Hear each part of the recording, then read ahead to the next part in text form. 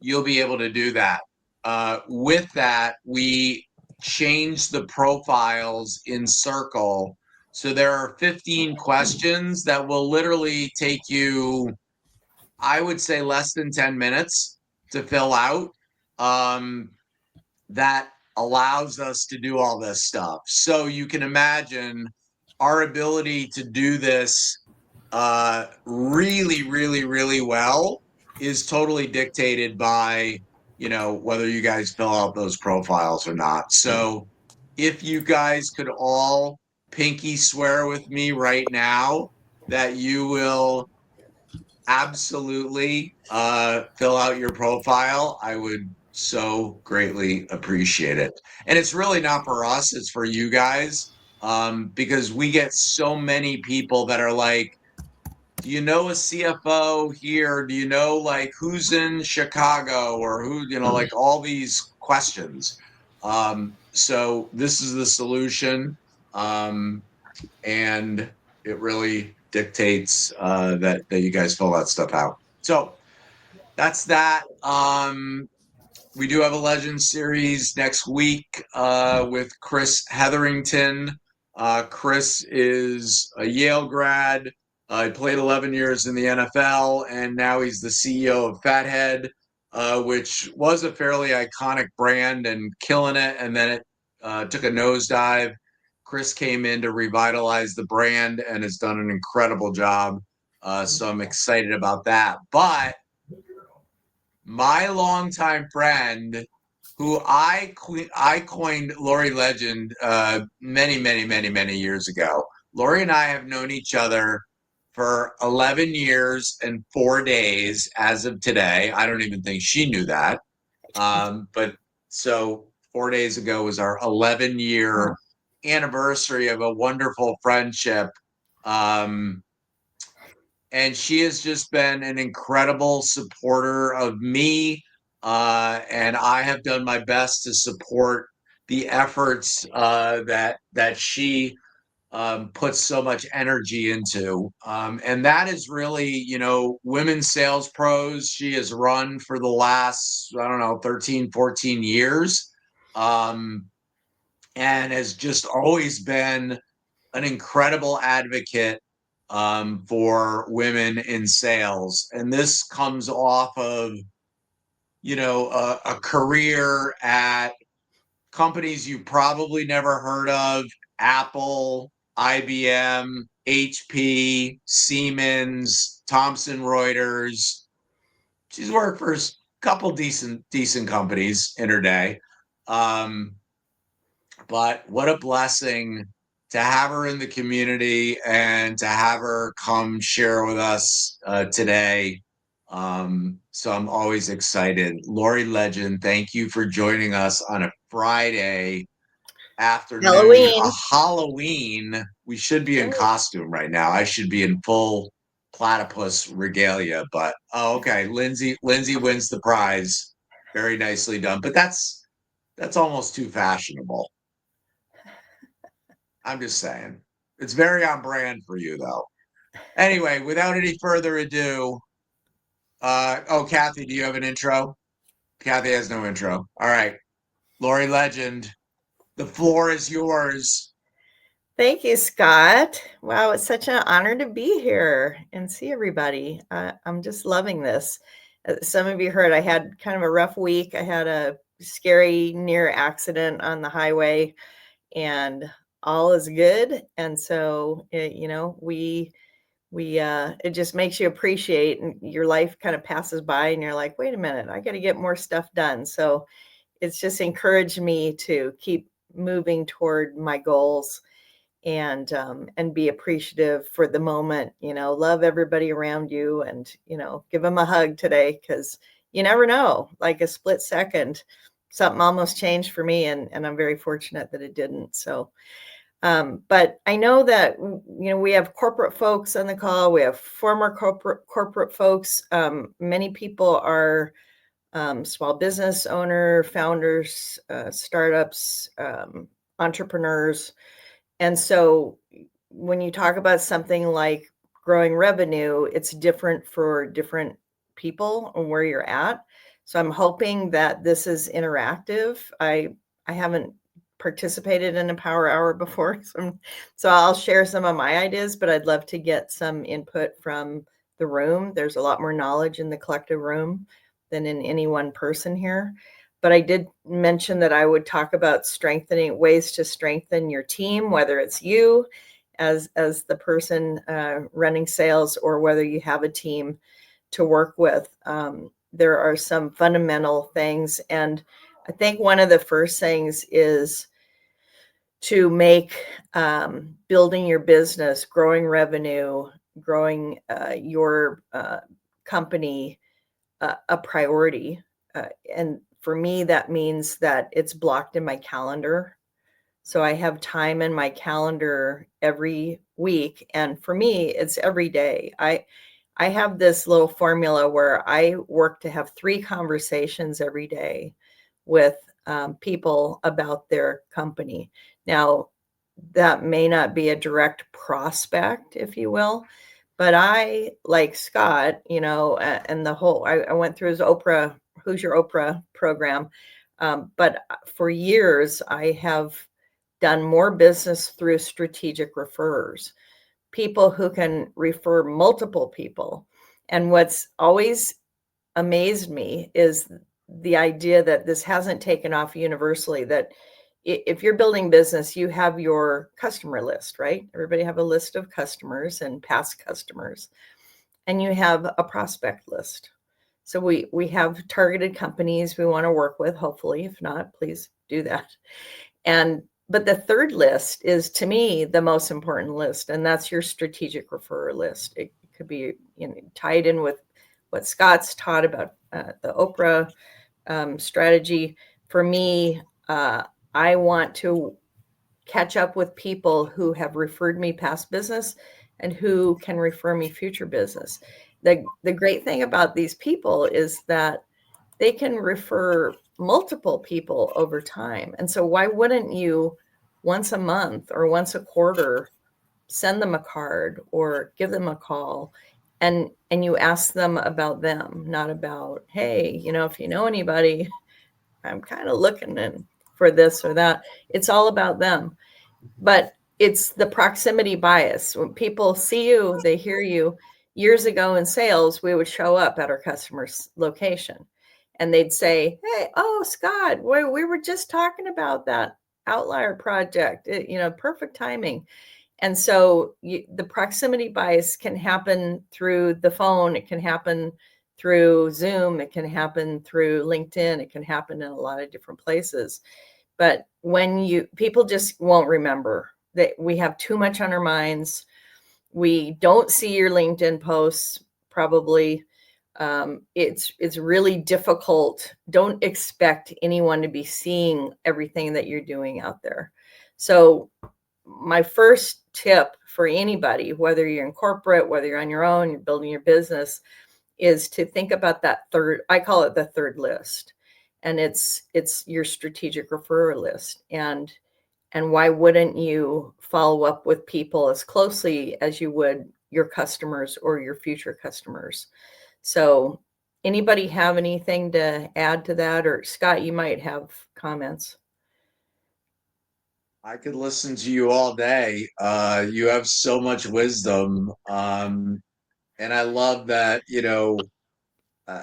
I think whether you're a solopreneur or whether it's, you're part of a corporate team, we all have to sell in whatever role we're in.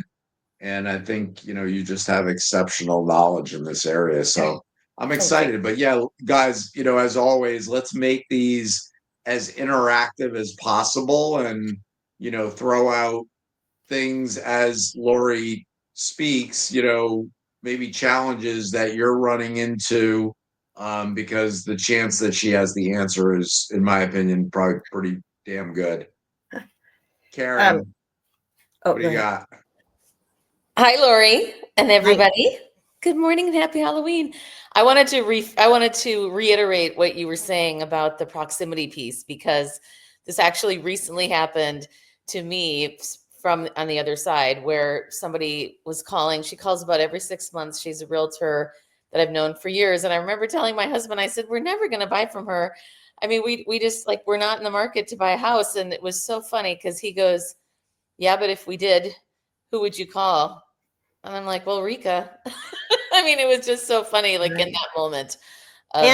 And the other thing, Karen, I'm glad you added that, is that you might have a friend that's moving to town, so even I know a lot of, I see I go to open houses. I live in Tucson, Arizona now, and I'm looking at some properties, and I am amazed by the realtors who maybe think if I'm not buying today or in the next month or two, it doesn't mean that I'm not going to know. I actually know 3 people that moved to Tucson in the last 6 months from Washington State, where I'm from. And so you never know who's around you. And just because somebody doesn't look like your prospect or sound like your prospect, they may have strategic connections with people who will buy. And that's another thing that surprises me, especially with the newer people that are getting into sales. I go to a lot of conferences. I was at Inbound, which is the conference that HubSpot puts on for marketing. I spoke there, and I was walking through. I mean, I know a lot of people. I can refer a lot of people. I may not be your buyer, but people didn't even make eye contact in a lot of cases. And I did a post on LinkedIn about make eye contact. If you're at a conference, you don't know who your buyer is. You don't know who your future buyer is. You don't know who your strategic referrer is. And so why not be open to the possibilities? So that's another tip that I have. So thanks for mentioning that, Karen. That's a really good point. And that ties in with mindset, which I know is a big, everyone in Outliers has a mindset for abundance and for possibility. And that's another thing that's so important in selling, when you're selling yourself, your products, or your services, having that mindset every day. And so I connected to sports because we have athletes in our family. My son was a professional hockey player, and now he's a collegiate hockey coach. And if you have a horrible game on Friday night, but you're playing on Saturday, you shake it off. You have to shake it off. And you go in Saturday with the mindset that we're going to win today. And that's what I do. A win for me is connecting to someone that I might be able to help. I believe very strongly that selling is helping. And if you believe in your product or service, whether it's your own company, or you're working for someone else, if you believe in it, then it's upon you. It's not just a good thing to talk about, but it's upon you to share it with other people. I know Scott's passionate about Outliers, and he's happily going to talk about it to anyone that wants to hear about it. And that's the kind of passion that we all need with our own products and services. So a couple of thoughts are on mindset. The third thing I'll mention, Lori, before we move on, because I don't know whether Lindsay and Nick's questions are relevant to a past subject, but I wanted to get to them. So Lindsay, Lori, this is a slightly unrelated question, but because you said Seattle to Tucson, please tell me you know Ricky Passanelli. And if you don't, we need to fix that. Well, I don't know Ricky Passanelli. Okay, so Ricky's also an outlier. She's one of my best friends, but she toggles between Seattle and Tucson. Oh, perfect. And do you know about their Sonoran Surprise coming up in Tucson? So she and Russell Blick are hosting a thing. I think it's sold out, but we could probably get you in. I'll make sure that you're connected, because they're having a whole bunch of LinkedIn people come and meet in Tucson. Yeah. Tucson? Wow. Yes. I'm amazed. Yeah. I'll make it happen. I'd love to know.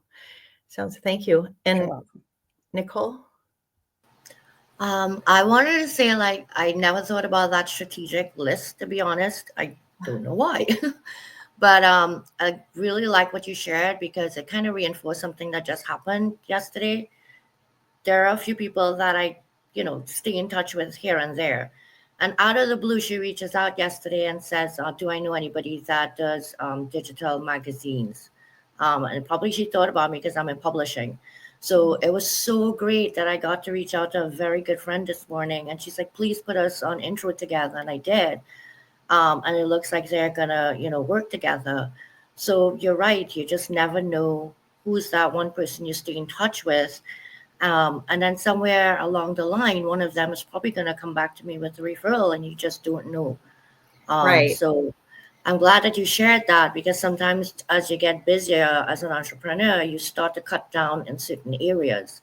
Yeah. And that's one of them for me, at least. Like, how many people can I really stay in touch with? Yeah. So that was good. Thanks.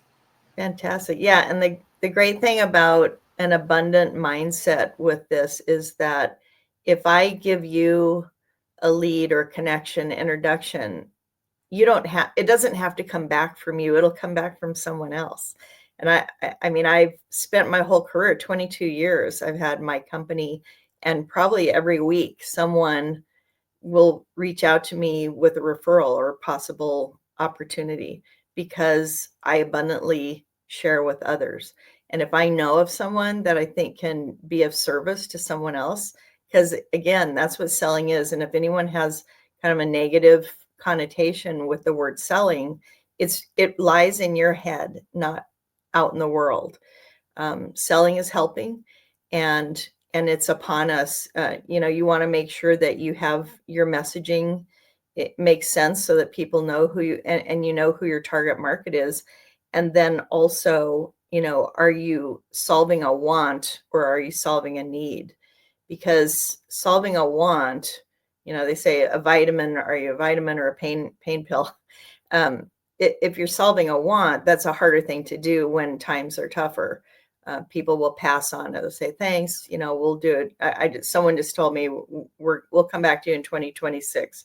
And I was like, oh, okay. Well, I guess it doesn't seem like a pain pill to you, what I have to offer. So, but that's okay, because there are plenty of other people that we just haven't talked to yet. Or I wake up every day thinking, like, today, this could be the greatest day for a conversation with someone. And so I have the mindset, and then I have the people that I know who are open to possibilities. People that are very closed are going to be harder to work with. So, so look for strategic refers, and look for people who are adjacent to what you do. So for me, I don't do marketing, but people that do marketing will help a company. And if they have a bad sales team, the sales don't change, even though they have great marketing and they've tied in their messaging, because they have people who don't have the will to be successful, or they're not coachable, or a number of other things. Not everyone is good in sales. So they'll often refer people to me because they don't want to see they just help somebody with a big project in marketing, and they don't want to see it people be disappointed that, why did we do this? Because we have salespeople that can't sell anything. It's like, well, I can help fix that. So, so people that are adjacent to you, people that do branding, that's another good referral for me. It's a good person for me to work with, because I can help them refer business. They can help me. So make a circle and just kind of draw around it all the different industries or sectors or roles that can be impactful. And it's funny because I don't use the word competitor in my vocabulary. I know I just said it, but I typically don't say, I didn't say that. What I say is industry counterparts, because no one does what I do with my background, for who I am in this time. I've been selling for 4 decades, and I've been helping companies for 20 years to improve their revenues. And I come from a different background than a lot of other people. And so my friend Alice Hyman, who is a sales strategist, she works with CEOs, and she has kind of a narrow niche, and she's moving into working with women CEOs. But when she knows that they have a problem hiring, she makes them contact me. And she said, I won't help you unless you work with Lori to hire better salespeople on your team. So people would say we're competitors, but we're not. And so keep that in mind too. If you have kind of this bias toward, I could never work with so-and-so because they're my competitor. There are no competitors in what we do. Any thoughts? Agree. Yeah, I totally agree. To the point that you were making earlier about the ick around sales, like some people just like, oh my God, they don't want to say they're in sales, or they have this, it has this negative connotation. Yeah. I think if you just have the mindset that I don't sell things to people that they don't want or need. Yeah. Like if you're not that person that's going to push something on somebody that they don't want or need, then there should be no hesitation, because you're just selling to people that want or need your product or service. So that you're doing them a service every single time. I think it's just how you think about it. Yeah. But if you're like, I'm going to push something, I'm going to push the proverbial square peg into the round hole, then yeah, you're probably going to have some of that head trash. Yeah. Agreed. Another thing I did 2 years ago, because I was getting out of the habit of regular prospecting, because let's admit, it's hard. We have so many other things. Oh, I got to work on this. I got to work on that. And so I actually came up with a logo. I came up with a program. I call it Rich Revenue Roundtable. These are stickers. And I got together 6 or 8 people who would meet twice a month. And we talked about our sales pipeline, about our, not about how we're doing or whatever, shooting the breeze. It was about, what's your pipeline look like? Do you have let's look at your sales opportunities. And I mean, I do deal coaching. I've done that for years with other folks, but it's like, do you have a legitimate opportunity? Because if you don't know what's ahead of you, what are you setting up for Q1 of 2026? We're going to be over. This year's going to be over in 2 months. Everybody knows November 1st tomorrow. Scary. Can you believe that October just flew by? So what are you working on that's going to help you to have more predictable business in the coming year? And it's doable. It's very doable. It's not random. You create the opportunities for the sales and deals that are going to close next quarter, and you want to have more opportunities than you need, because some won't come to closure. And some people have stalled a lot this year. Everybody knows that. It's, for me, I've never worked harder this year than in the last couple of years, because I had some aggressive sales goals for myself. I give myself a spiff in sales. It's a special incentive, and so I'll set a reward for myself if I hit an activity goal. Like, I'll talk to 3 people a day, this all month long. I'll have some kind of a reward for myself. Or if I hit a revenue target that I have, then I do something fun, for myself. So it's never like, oh, I'm always prospecting and it's so hard. It's like, make it fun. Well, no one said you can't make it fun. So what thoughts do y'all have?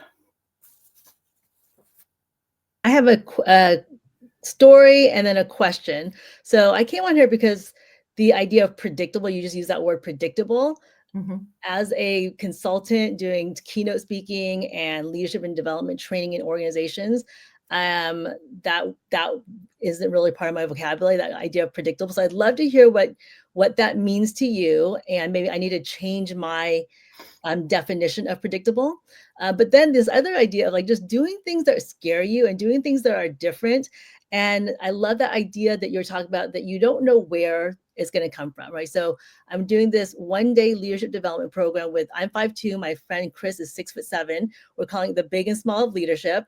And we just thought it'd be really fun to, do I even have any of them here? We literally printed out postcards and start walking the neighborhood. It's like, can you imagine the two of us together? And we just walked into businesses, and we walked into the Dollar Shave Club, and they're like, yes, we're actually looking for some leadership development. We walked into Zephyr, and they said, we just did a employee survey, and people want development. So it made me really uncomfortable to even think about walking in, but it ended up being such a fun day of meeting new people. So again, like I do a lot of interesting activity, but nothing is predictable. So I'd love to hear your definition of predictable, and how in the work that a lot of us do as entrepreneurs, we can have more predictable sales results. Yeah. And predictability is about the last thing anyone's thinking about these days, right? I would say it's harder now than ever. And that's why probably I've put more effort into it than I did previously. For me, so if I want predictable revenue, I know that I need like 3 times as many opportunities in my pipeline, because they're not all going to close. People are going to push them out. I had two clients that I'm working with now that I talked to in April. That's for me, it's unheard of, because many times one conversation and we're starting to work together, or maybe 2, maybe we get some other people involved, but months have gone by. So I think that that's true for other people, because I've heard that from our clients, that things are slow, or they just get pushed off, or they just die, because the longer you have a prospective opportunity, the longer it goes, the less chance there is that you'll do business with that potential client. So we need more opportunities. That means I need to talk to more people. And when it comes to leadership development, we know, friends refer friends, speakers refer other speakers. I'd be showing people, here's what I did with this one company here, because people don't want to refer you unless they know they're putting their name on the line to refer you. That's the other thing about referrals. And so when you can share stories, even without using a company name or person's name, I share a story sometimes about a company in Rhode Island that we worked with, where the owner was sick in the hospital, and he nearly died. It was a family business that he had inherited from his father, and he had inherited from the grandfather to the father to the son. The son's in bed, and he's very sick, and he has this sales team, and sales are going down the tubes, and people are not doing their jobs. And he said to me, I really want to find out if we can save this, or if we should shut it down, because I'd love to have something to give to my son and daughter. And so we went in and helped them. And when we went in, everybody was, arms crossed, and, what are you going to tell us? And people were very skeptical, and they were not in abundance. They were in scarcity, and people were just waiting to be fired, basically, or for the company to close down. And by the time we helped them get a stronger manager in place, and to evaluate the salespeople and see where their areas were that they needed to be strengthened, within a few months, someone bought a new car, and then a little later, somebody bought a new house, and they were able to turn things around. And what was so great about that is that those increased sales helped the whole community in that town in Rhode Island, because this company's been there so long, it impacts a lot of other businesses. And to be able to share how you do things, it is helpful to cause people, especially in a time now where trust is so important. People want to work with people that they trust. They can't afford to screw up right now. Nobody can afford a bad sales hire. Nobody can afford to have a sales team that's not firing on all cylinders. So it's really important now more than ever. And so those are the kinds of things you can share through video, through LinkedIn posts, through, one-on-one direct messages, having a conversation, all those different ways to do that. Thank you. So the predictability isn't so much a number or a or a specific, it's like, but if we are doing consistent activity, that will lead to predictability.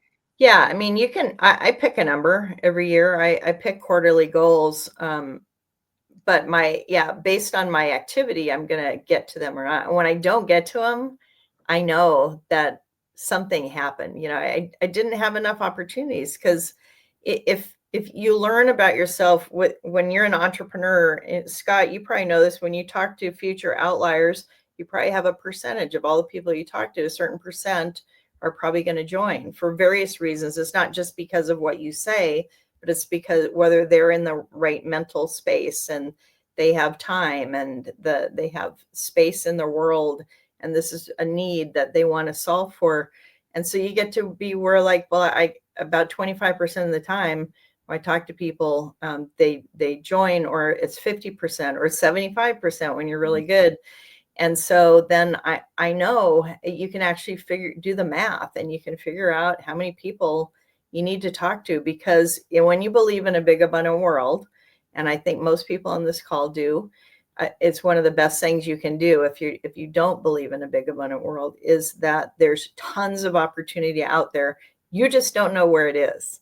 So it's more like a puzzle, solving for the puzzle. Like, where is that company that needs me? Because they're out there. And it's just a matter of finding them. And you find them through strategic referrals. You find them through other trainers and coaches and leadership folks and small business owners and big business and everywhere.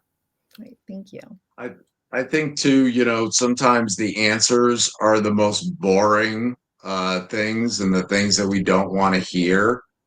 And that's that just consistency and discipline is the key. Sporadic acts don't or rarely produce results.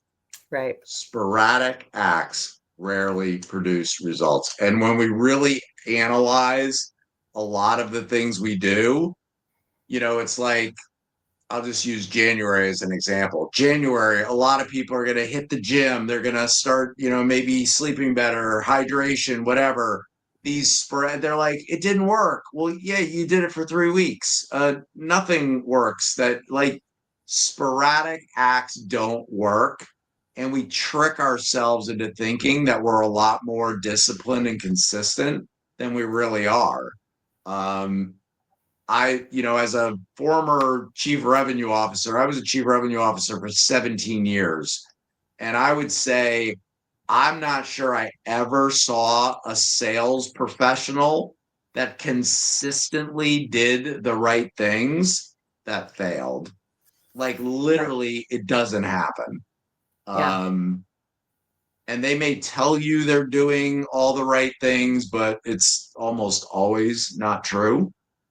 So I think it's boring, and it's not what anyone wants to hear, but the consistency of whether it's how you are getting referrals or how you're using social media or whatever, it has to be consistent. Because if it's all sporadic, it will not produce results. Yeah. And if you have an excuse of, well, the economy's this, or, my role, it's harder, people aren't hiring this type of person or this role, or our company is XYZ, that will hold you back. You just have to believe. And I would look at your messaging, because messaging is really important right now. What you're saying to people to get them interested, or to keep their interest over time. That's the other thing that I've been working on all year long, to hone, what you did last year, what you said last year is different this year.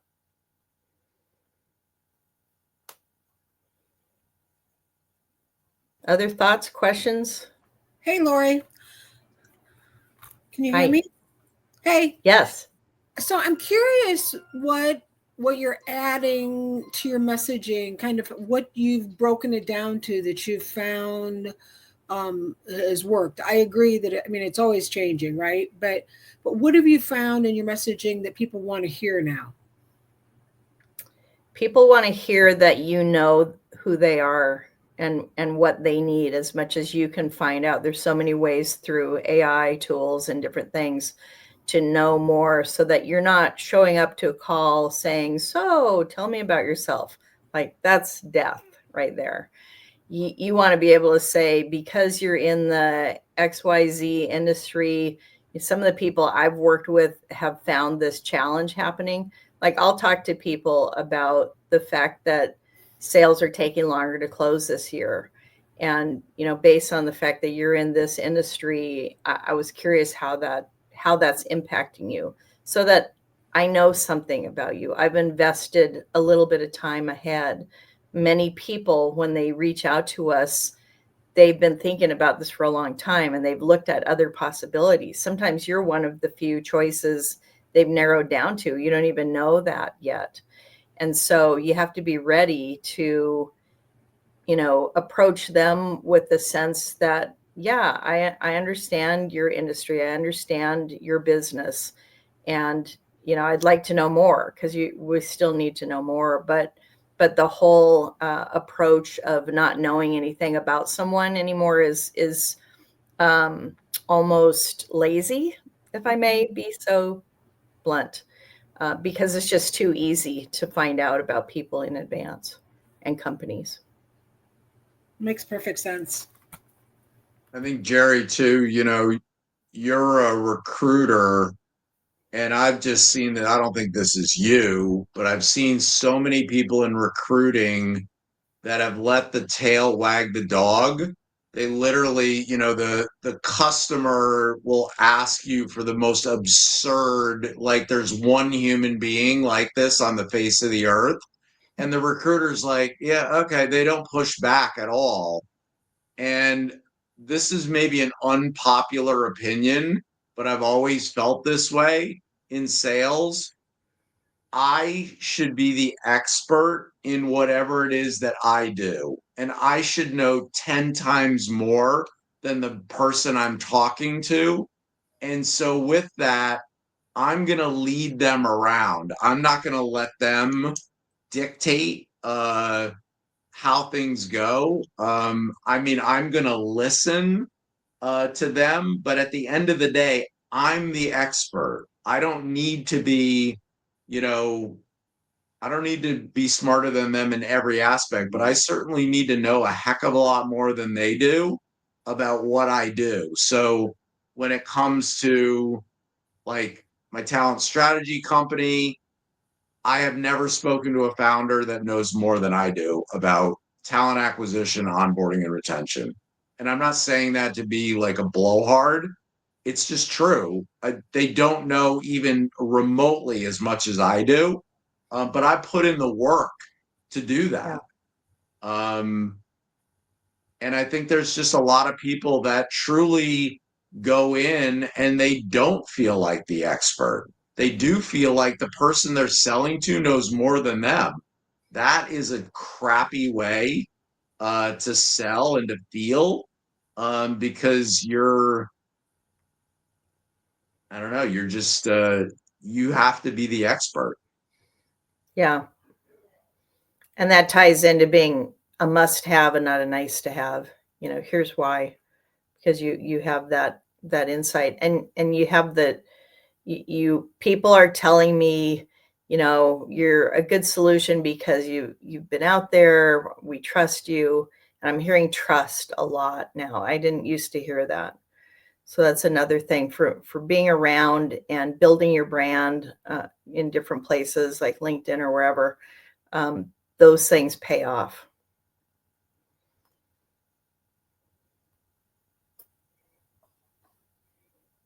What else?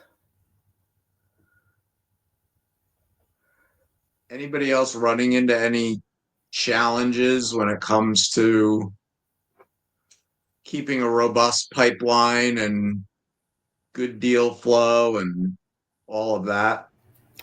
I think we're going to start running into we already have the call me in 26. Yeah. I mean, towards the end of the year, you always start hearing that.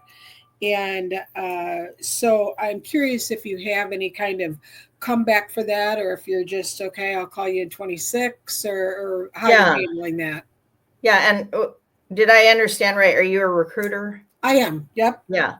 So if they start in 2026, they're missing out on someone ramping up, right? We need ramp up time to, for what I do, the sooner they start, the better they're going to have a 2026.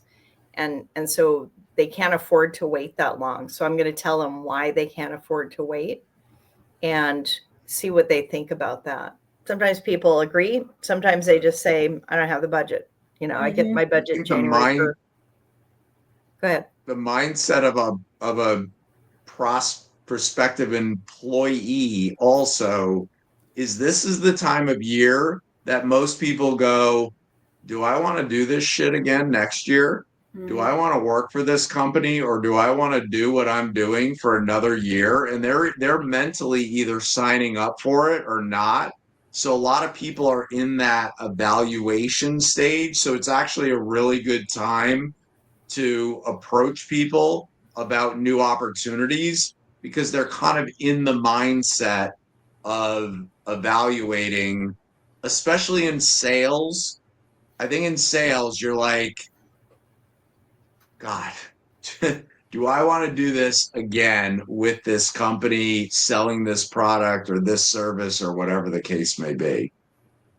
Yeah. And I have another thought on that, because, you know, for all these years of doing business, I had always thought, like, oh, now everyone's slowing down. No one wants to hear from me. And last year I had a client reach out about doing work for them in 2025. It was end of 2024. And they're like, can we pay you now? Right. And then it made me realize, oh, there's a lot of companies who still have budget they need to spend. So it may not work in every industry, but certainly in different consulting, L&D work. Like right now, my outreach is like, you know, like, do you need to spend your budget? I have some options for you. Yeah, I got a $10,000 sponsorship at the end of last year for the beginning of this year. They didn't want to use it till the new year, but they wanted to pay it. And I was like, that's okay. happening. I'll take that every single day of the year, right? I'm like, all right, I'll take it.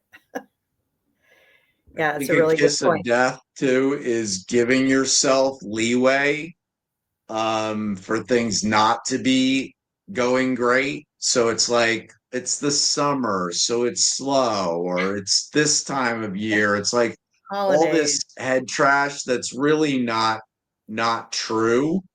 Right. And you know, this is something I used to tell my sales teams back in the day.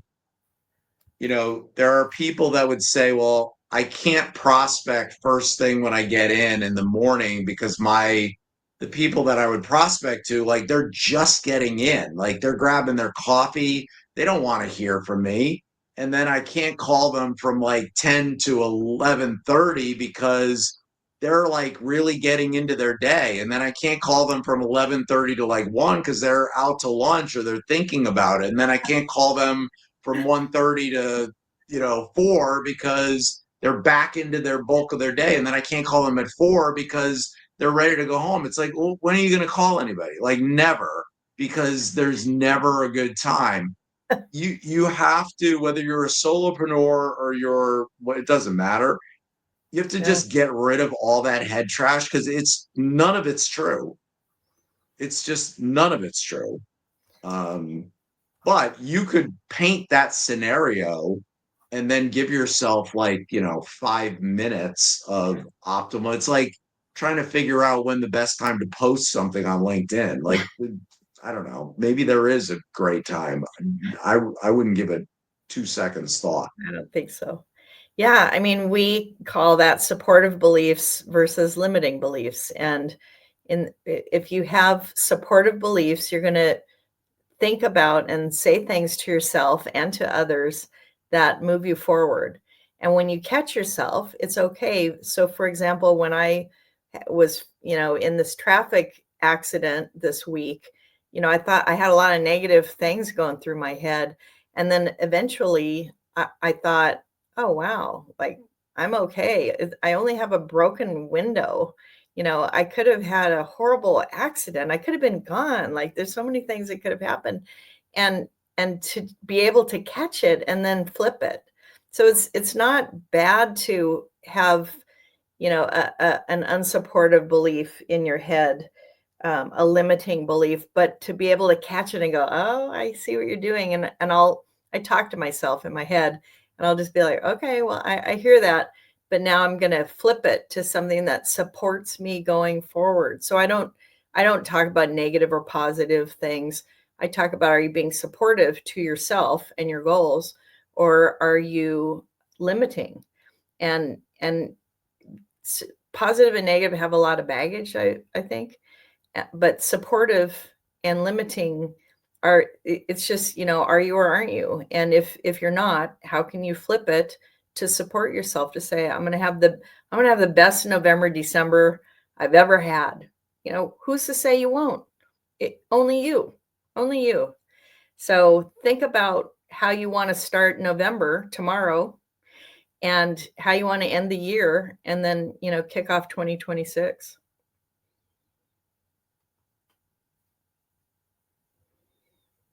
Yep. I think unless you work for a big company, or unless you're like a sales rep with a quota, I'm a big believer in like thinking there's no calendar, because you put all these artificial things that really don't mean anything. If you just do the right things all the time, like there's no rush at the end of the year. There's no, like, you're just consistently doing the right things all the time. I was going to say that consistency that you always talk about, making these things like daily habits, yields the best results. I'm 100% behind that. And don't beat yourself up. If you haven't really thought about prospecting on a regular basis, it's like, tomorrow's a new day, and you can just, challenge yourself or play the game like I do. So tomorrow's November 1st. You can put, 20 pennies in a dish and pull a penny out each day that you have 3 conversations, or something very simple like that. And the goal is to get rid of all the pennies before the month's over. There are a lot of ways you can I'm visual, so I like to see things, and I'll make a list. I'll post a list of my strategic referrers. That's another thing you could do. Think of who are 3 people that you should talk to every month or every quarter, just to say, hey, Lindsay, what are you doing? What's new? And it's not to ask for referrals, but it's to be that in the proximity for Lindsay to go, oh yeah, I forgot about that. Because people will forget. That's such a great point, Lori. And I was just going to say, it's so important that you're super clear on, sorry, my brother calling. It's so important that you're really clear on what it is you do and who it is you help, because I know a lot of us that are entrepreneurs, we end up doing a lot of things and it confuses people. And so when you can have those conversations and be really clear, I'll tell you, I worked with someone almost 30 years ago, and she just referred me for a keynote at Fidelity. And she remembered me and she said, you would have been so helpful at that company that we worked with. In fact, they don't exist anymore. They would have stuck around if they had you. But she now understands what I'm doing because I'm trying to be really clear with my message. So that's it. Yeah. That's a huge one. Yeah. And to your point, like Scott talked about my efforts to get more women into business-to-business selling. For a number of years, there were people who thought that's all I did. They didn't understand. I have a sales strategy firm, and I probably work with a lot more men. I do work with a lot more men than women. And I missed out on opportunities because I didn't clearly convey both. And it can be hard. So I do now. I lead with my Score More Sales business, and everything else is underneath it. Yeah, storytelling, you're really good at it, Lori. So it comes really naturally to you. And I think the more stories you can tell about who you helped, they can connect the dots on their own. Yeah. I love that. What other thoughts while we're still all together? I'm going to throw out a contrarian view. Good. God, I am a true outlier. I do think you should beat the living daylights out of yourself sometimes, because I think if you don't, it's very easy to slip into, oh, that's okay. Like I I didn't do that. It's okay. Like, and you give yourself all these excuses, and then you're never going to get the results that you want. So you have to be a realistic, tough judger on yourself. It's like people that they go, I want to get in good shape, but I'm going to go off the wagon every weekend. Well, just do the math and figure out what percentage of time that is, and it will erase every gain that you've made. And so, yes, if you screw up, whether it's you miss one workout or you don't prospect one day or you do something wrong, like, recognize it, don't beat yourself up. But if you're consistently telling yourself stories that are like, no, it's all right, it's okay, that I think is very detrimental to your success. Yeah, I would concur. And I don't think that's not what you were saying, but right. I just like to be clear about, like, I think it's okay to be tough with yourself. Yeah, it's why I stopped working with entrepreneurs, because I would always hear an excuse. Oh, well, I was busy, I was sick, I was this, I was that. And when I work with companies, if the sales reps don't follow up like they're supposed to, they get yelled at by their sales manager typically. Right. So I much prefer that than people with, I'm going back to grad school. It's like, because you never learned how to sell your products or services. Right. So Lori, I would have been one of those entrepreneurs that you fired. There was a time in my career where I had business development on my calendar probably like a few times a week, and I never did it. I am doing much better now. But the other thing I wanted to bring up was you talked about abundance, and I'm personally someone who definitely believes in is the activity you do, but the energy you put into it as well. So someone once told me is like, when you're doing a sales pitch or an email or something like that, before you press send, make sure your energy is correct, right? Rather than this desperation, like this idea of abundance that you are doing them service. Do you have any tips on that end of it? Yeah, desperation is very counterproductive, and people do feel it and hear it in your messages. So I'm just following up again. I'm just following up again. I'm following up again. It's like, be fresh. This is the last time you're going to hear from me. Good. Like, okay. Yeah. Saves me from deleting you. That's great. I was just going to add more energy about why I think this is important for you. Sorry, I was just going to jump in and add, I think that I would suggest putting that energy into the crafting of the note itself versus between crafting it and sending it, because the energy is going to come across in the words you choose and the tone and the language you're using. So if you can do that before you even write it, then it's going to go off even better. Well, that's great. That's so important, because you can choose any words in the whole world. So why do we choose certain words? Yeah.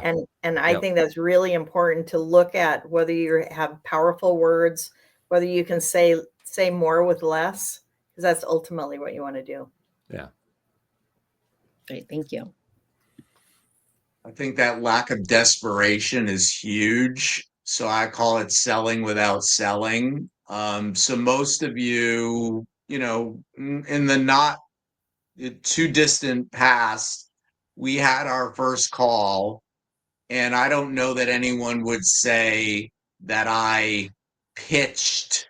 I might have been passionate about the Outlier project, but I don't think I ever come across as desperate that you join. And I think I've been like that my whole life. Like, I could give a shit whether you buy my product or service. I'm going to tell you what it is. And if it works for you, that's great. But that is like catnip. People, when they sense that you don't, like, I'm not trying to sell you. I'm going to tell you what I think. And if that works for you, great. If it doesn't, like, I'm not going to lose any sleep. That is super effective, because most people come across as, it's like dogs can sense when you're scared. Yeah. buyers can sense when you are, desperate for the sale, and it's super unattractive. And my repellent. contrarian view is that that's bad selling, not selling. Selling is admirable. Selling, 100%. Yeah. helping people find products and services that benefit them is a very admirable thing. So that's good selling. But bad selling is, horrible. Great. Thanks, Lori. Yeah, it's my pleasure. So great to do this.